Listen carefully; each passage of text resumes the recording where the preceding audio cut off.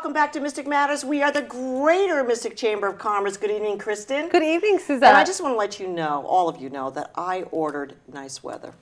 See? She is the queen. And I did this on purpose because we at the Greater Mystic Chamber of Commerce have a lot going on in a lot of our events. We got your letters about the good weather. We handed them to Susette. And I made it happen, just so everybody knows. Yes. But we are really gearing up for the summertime. There's a lot going on at the Chamber of Commerce, and I'm going to let Kristin kind of fill you in. Well, tomorrow is Business After Hours, which we love, and this is at Mango's Wood-Fired Pizza in Old Mystic Village. Okay, because it's just the best. It is just the best. Yeah. Okay. Stefan, you're doing a great job. He is doing a great job. It's going to be a fun event. There's a lot of prizes, like 10 gift certificates and a party, and you can host events there. And so we're really looking forward to that. You can RSVP at mysticchamber.org.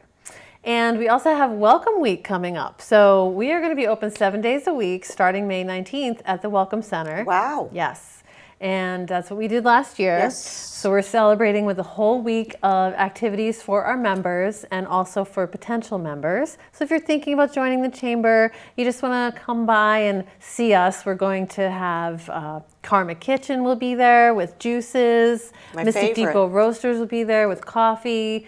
We're having workshops and activities and talks and chances to win prizes. You bring your business card. So May 14th through 18th. Again, you can get more information on our website about that. And just to recap a little bit, because Kristin does a great job for us on the Business After Hours and a lot of the events. But it's a great opportunity to highlight and showcase your business. And a lot of us are small business owners.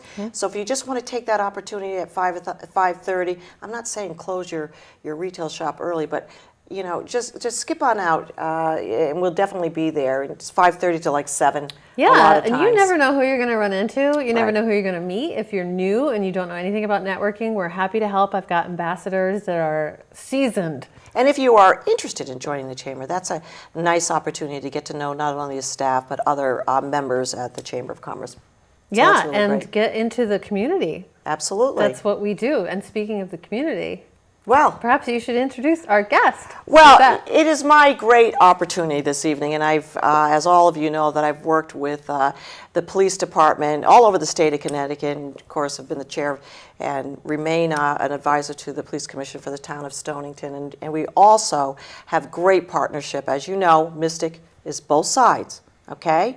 We have the Groton side, and we have the Stonington side. But today, we have the Groton side. So I would like to take this opportunity and to introduce to you the Chief of Police, Chief L.J. Fusaro. And Chief, thank you so much for being on the show. Well, thank you both for having me. It's always great to see you too. And one of the reasons why we brought Chief Fusaro on is because we do a lot of events in downtown Mystic, and Mystic is really hopping. And of course, we are affiliated with Groton side too, the Chamber of Commerce, and we do events on that side as well. And I'm always quick to remind you of that as well. Yes, and at a lot of the meetings, we do, okay, all right, let's just get this straight. We do a major part of our events on the Groton side. You see, when I was growing up, I lived on the Groton side of Mystic, okay? Did you? Yes, I did. I went to Fitch Senior High School. Did you say that, though, or did you say well, it depended, because in the conversation they would say, did you grow up on the Groton side of Mystic or on the Stonington side of Mystic? Right. So whichever, I believe would help me, I would tell them which side I lived on. But anyways, we are very grateful for the town of Groton and all their support.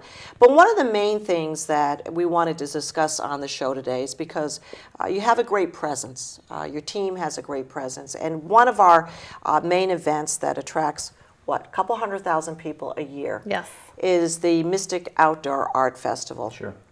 And one of our key questions, Chief, is, well, we have a bunch of police there. So number one, if you could just kind of give us a recap of our communication that we have. What do they do? What are these guys there for? Right? Exactly. I get that. They're just standing around. They're standing around, aren't they? That's all they do. That's what people think. Well, as you know, we put a lot of work in before the events happen. I mean, game day is kind of just that. It's game day. It's like any other thing. You have to prepare for it. And we do a lot of work with the chamber with Yes. with our partner agencies, and particularly in Mystic, because it's such a tourist attraction, and there's so many events throughout the year, whether it's the Art Association or the St. Patrick's Day Parade or the many road races Yeah. and parades that we have. There's a lot going on, and you know, our goal is to make sure we keep that going on and provide a safe atmosphere and an environment where people can enjoy it, they can do it safely, and our officers are there to as, I'll steal your phrase, ambassadors for the community, but making sure that the event goes off smoothly, that there's no problems, that we monitor some of the activities that go on. For instance, you know, we don't want people to overindulge if they're going to take part in drinking and things like that. We want to make sure that it's safe for everybody down there. But the work really starts months ahead, and you know it. Before the Mystic Art Association has their event in August, we're meeting for 6 months ahead of time, Yeah, right? absolutely. Blocking off the streets Sure. and Getting permits in place. permissions, Right. getting permits Right. and that kind of thing. Right. So, you know, like I said, we appreciate it. But how does that exactly work? We have, you kind of give us an idea on your end. How many officers do you have? How many people on the force? Well, we have approximately 70. Okay. 70 sworn officers, and we've got about a dozen dispatchers too, and some support staff. So. And how large is it? What is your, you know, with the town? Geographical Yeah, area? the geographic. We cover all of the town, with the exception of Groton, Long Point, and Groton City have their own force. We work closely with them too, but our jurisdiction is throughout the town, so we have a pretty sizable footprint. And as you guys also know, we try to put officers in downtown Mystic as much as we can, particularly walking, because it's great for crime prevention, but it's also good for networking and preventative measures. Our officers can address problems, and I'm happy to report you'll probably see more of it this summer, based on the fact that we're reconstituting our community policing program, so we'll have more active officers directly engaged in that. And we have a networking office in downtown Mystic, as you know, right in front of the Art Association. Right. So. That's one of the things that when Chief Fusaro came on board, he met with us with a business before hours and chatted with us and said, this is one of the things that I want to implement, is I really want to get into the community.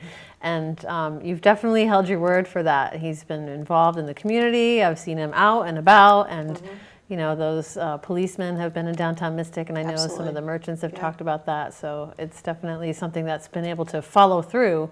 You know, nobody's thrown their hands up and said, oh, I can't do it, not enough money or anything. You know, you followed right through it, and that feels good. We're trying to do a better job with it. We're going to continue doing that. Well, I want to talk a little bit about, and you know me, Chief Fusaro, I just have to drill down just a little bit. The climate has changed a bit in policing. It sure has.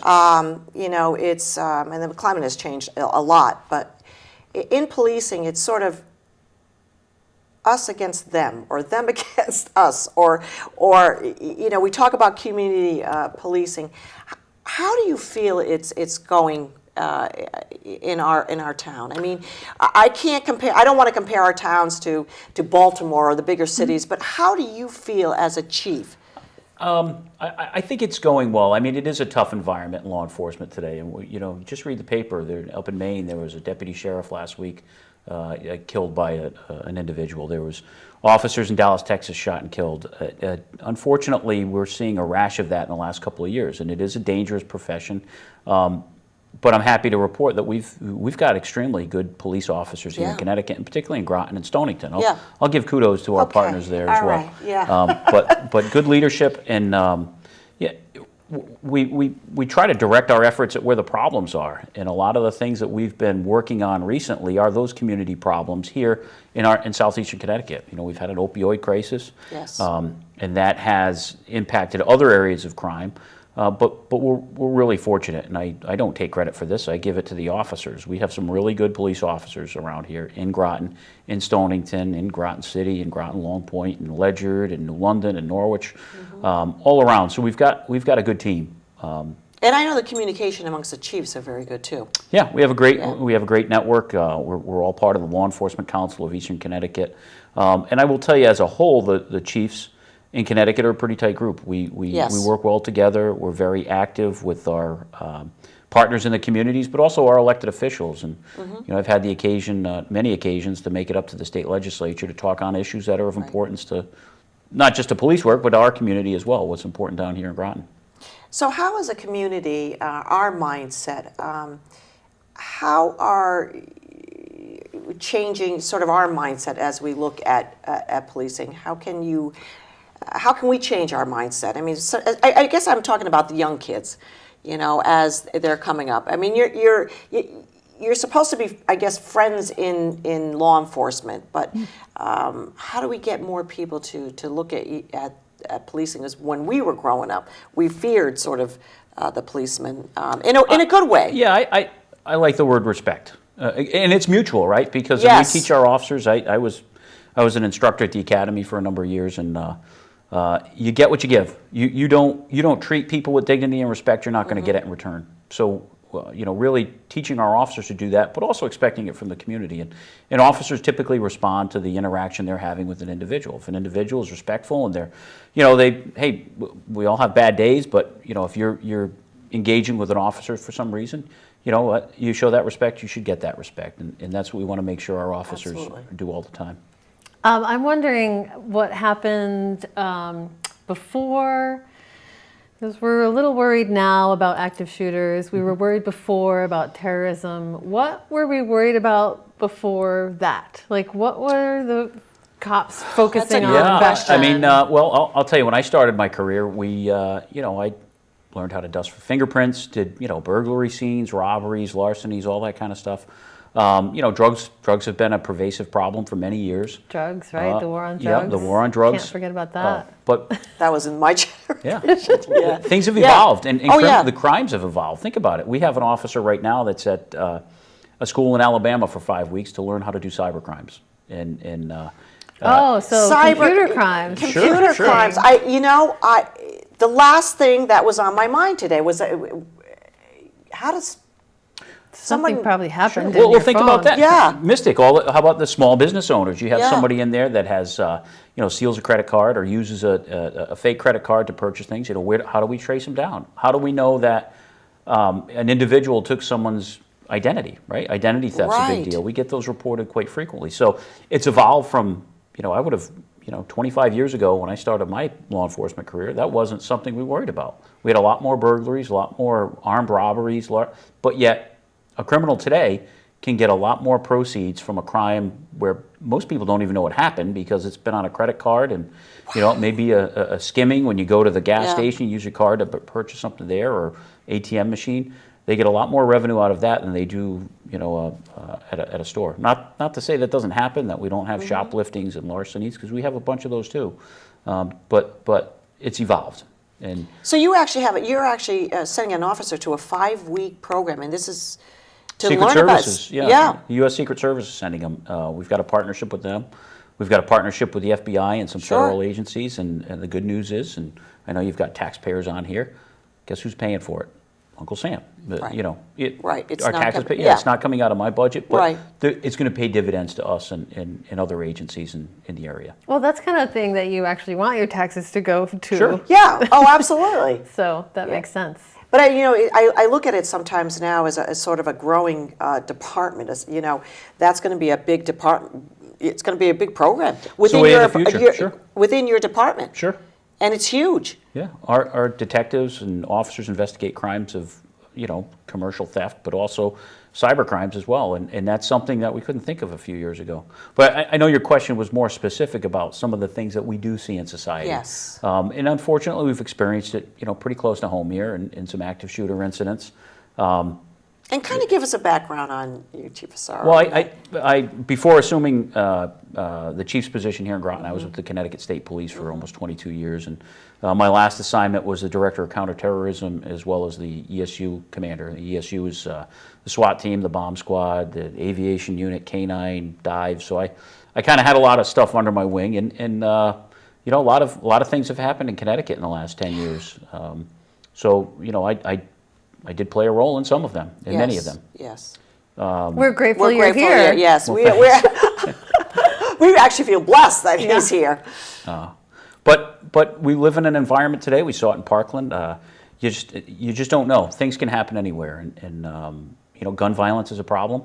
We've seen that in our legislature's trying to do something about it. The Yes. federal, our Congress is trying to do something about it. But really, what it amounts to is that if people witness behaviors or things that they think are out of the norm and could result in violence, they should report it. And that's what we encourage people to do, whether it's in a school, in a factory setting, in a shopping mall. If you see something, I know it's cliche, if you see something that just doesn't look right, that could be dangerous to someone, then report it. Let the people know. And don't be in the position where you say, geez, I really don't know if I should say something about it, because how much worse would you feel if something did happen and later on you said, boy, I didn't feel right about that, I should have said something. But there could be a lot of those different calls coming in too. I mean, you're trying to filter through those calls and trying to see which is real and really, the ones that to investigate and the ones Do you not get training to for that too? Yeah, we do. Yeah. And that's what we expect our officers to do. I mean, just because an officer responds to something doesn't mean they're going to make an arrest, doesn't mean that there is a problem. They investigate it. And if it's nothing, then it's nothing. But if there was something suspicious or something that got the officer there to ask a couple of questions, to have an interaction with an individual that may be acting suspiciously or may arouse some concern among public members, then certainly the officer is obliged to investigate that further. And at the point where they find there's nothing to it, there's nothing to it. But if there is something to it, then that ounce of prevention is really what we expect. And you asked me before about what we do in preparation for these events at Mystic. That's part of it. Our officers are supposed to be attuned to what's going on and what's happening in their surroundings and have what we like to call situational awareness. So if something unusual is happening down in Mystic, they can have a consensual, casual encounter with an individual and just ask some questions. So if there's a parade in Mystic or the Art Association or a large event, our officers may be on a traffic post, but they're also paying attention to other things that are happening as well. Right. So I want to tap into a little bit, and it was a question actually that came from one of my staff members today that has a very young family. And she said, ask the chief about bullying. Wow. I said, really? You want me to ask the chief about bullying as a young? Interesting. Yes. And I said, is that a You know what police- though? Because if you think about it, I'm watching television, right? And what's Yeah. bothering me now is that there's so much bullying, and I don't have children, and I don't even think about it from when I was younger. But watching television, that kind of power over somebody is like a constant plot, and that must Right. happen in real life. So I'm I have a sorry. very Go young ahead. family, very young employees that have very young families. And I said, well, who do you have on the show today? I have Chief Fusaro. I asked him about bullying because my 6-year-old son, and I'm 6. I mean, okay. Okay. You want some okay. intimidation Did you want me tactics? to? Is that- I mean, I'm just not quite sure. And I said, what exactly? Well, how do you, because I told him to punch the kid the next, I'm like, you told him to punch. Okay, so I'm going to get it right here, okay? They probably have a bullying, manual. It starts at 6 years Sure. old. Well, think of this. And what do you tell your kids? Chief, you're on candid camera. Yeah, well, I'm not going to advocate making a matter worse. I'm Yeah, not going to, yeah. Again, report it. If someone's being bullied, tell the teacher, tell a parent, tell a friend, tell an adult that can have an interaction or a positive influence on that person that's bullying, but maybe resolve the problem. But think about this. Some of the crimes you just asked me about, active shooters, robberies, sex crimes, things like that. What is it all about? It's about power, right? Oh, absolutely. And isn't that what bullying is Yeah. about? So I think it's important that we teach our children and for those kids that may be bullied, there's the time to change their behaviors, because we're seeing in a lot of these incidents where there may have been some bullying that took place, or there may be some precursors to what eventually led to maybe mental illness or We're talking 6. well, I'm talking extrapolate this out. Yeah. And I'm not saying jump to the conclusion that this, Right, but let's correct behaviors when you can. Exactly. And is bullying wrong? Sure it is. Yeah. And I think most of us growing up in our generation, I know you're a lot younger than I am, but I'm You know so what? I'm liking the town of Groton side right. a We'll- lot we'll better move than you the back town over. of Groton, the town of Stonington. But I'd venture to guess most people experience that somewhere in their life, and it is something that maybe isn't always a law enforcement concern, but it could potentially get to that level. Well, that's But my- dealing with it in the schools with Exactly. faculty and teachers and Exactly. people So that that's, are I trained guess, on it. that's what when I was speaking with her, and Are you profiling the 6-year-old? Is that well, what's you know, happening? it's funny. It led into a conversation of what is it going to be like. Actually, it led into a conversation of what is going to be like 8 to 10 years from then. And I He's a said, you know teenager. what? That probably is sort of a law enforcement if it escalated to something, you know. And it was a very good question. I just thought when I said how old is she? 6. I was like, oh, okay. But you know, I hear, and of course, you know, I'm in the community a lot, and we talk about various things that happen in our community. Chief, are we seeing? I mean, are we in a safe world today? I mean, the Mystic, Connecticut that I grew up in, never mind, you didn't hear that, years ago. Is it? I mean, I used to walk to downtown Mystic. Yeah. So do you think it's worse, or is it just perceived as worse? Things change. It may be a little bit of both. I mean, perception is reality, right? But we're aware of things a lot more today than we are. I mean, look at just the 24-hour news cycle we're on. I mean, I remember growing up, you'd get that half-hour newscast Yeah. in the evening. And That was it. There wasn't it. CNN or Fox News or No, MSNBC. nothing. You got that little, you know. Right. And then now on your cell phones. And, Sure. And you know, again, if something happened in a school when we were kids, and there were fist fights, there were things like that. In every school in America, I would say there was some things that happened, which today, when that happens, it elicits a much different reaction, right? If there's a Altercation. I'm going to Sure. just use every police word that I know. And you practiced this There you before go. the show. I saw you reading when you came Yeah, in. I did. What can I use? Susette? Perpetrator.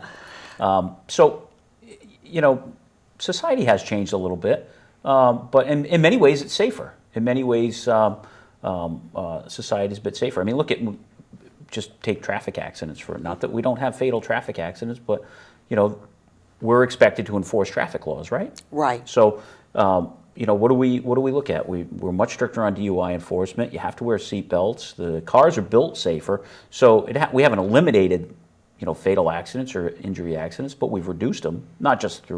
Certainly not just through our efforts, but through societal efforts and through manufacturing products that, you know, integrate safety measures. So. Now, see, that was my other question was that what have we How done? do you like how I changed that from bullying Yeah, to from something? one else? So I get this, Chief. I'm thinking that that was one thing that I would say Yeah. that has changed, because hopeful that gun control would change in the future and that we would look ahead and it wouldn't be a part of our fabric anymore. And if you look at DUIs and you look at drunk driving, that is one thing that has definitely changed the culture, for sure. And that has, I would say, mostly to do with law enforcement, with getting pulled stricter. over, and Yeah. and the fear of it and the consequences and all that changed a part of our society. And so there is hope that these big issues could Right. be changed in the future, and that has to do with law enforcement.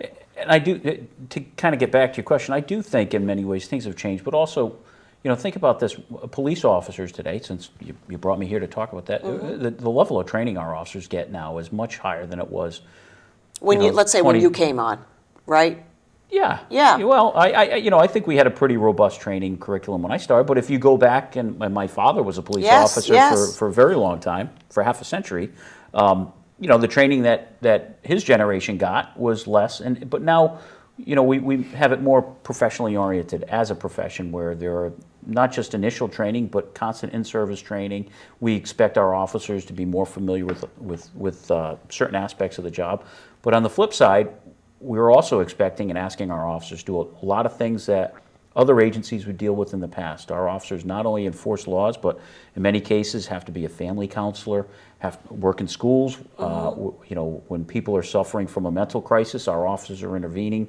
We're now administering Narcan in the field. So that has changed too. So while we've given our officers additional training, we've also given or expected them to do a lot of other things beyond the typical, you know, cops and robbers routine and going out and arresting the bad guy.